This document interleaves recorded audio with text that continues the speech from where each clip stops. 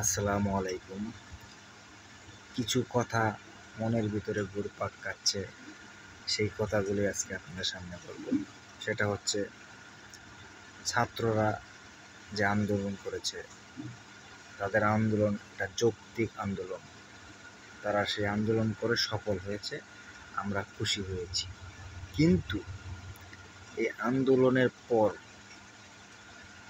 শোনা যায় হিন্দুদের মন্দির ভাঙা হচ্ছে, হিন্দুদের উপরে অত্যাচার করা হচ্ছে, হিন্দুদের বাড়ি ভাঙা হচ্ছে।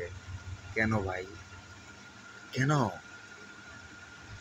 এই কাজটা কেন করবেন? এই কাজটা কারা করছে? কেন ভাই?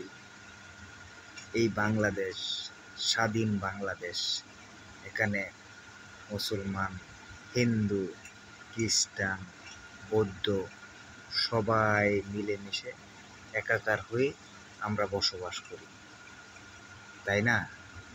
তো একটা আন্দোলন ছাত্ররা করছে, সে আন্দোলন সফল হয়েছে, আমরা খুশি। কিন্তু এখন কেন এই যে হিন্দুদের মন্দির ভাঙা হবে, হিন্দুদের গায়ে হাত দেবে? কেন ভাই? ওরা কি অপরাধ করছে?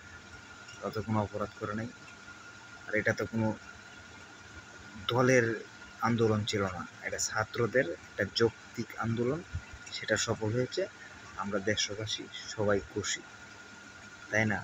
তো একটা অনুরোধ, যারা আইন শৃঙ্খলা বাহিনী আছেন তাদের কাছে অনুরোধ, আপনারা অবশ্যই আপনাদের কর্মস্থলে আসবেন, এসে সুষ্ঠু তদন্ত করে বের করবেন কারা এই মন্দিরগুলোতে আগুন দিয়েছে, কারা হিন্দুদের গায়ে হাত দিয়েছে, এই কাজটা কে করেছে, সে কোন দলের, খুঁজে বের করবেন এবং উপযুক্ত শাস্তি তাকে দিবেন।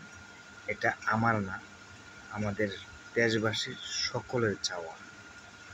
কারণ ওদের উপর আঘাত আসছে, এটা কিন্তু আমাদের কষ্ট লাগে, তাই না?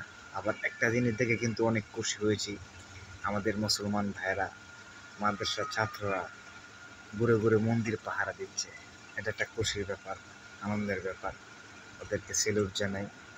ওরা ভালো থাকুক, সুস্থ থাকুক।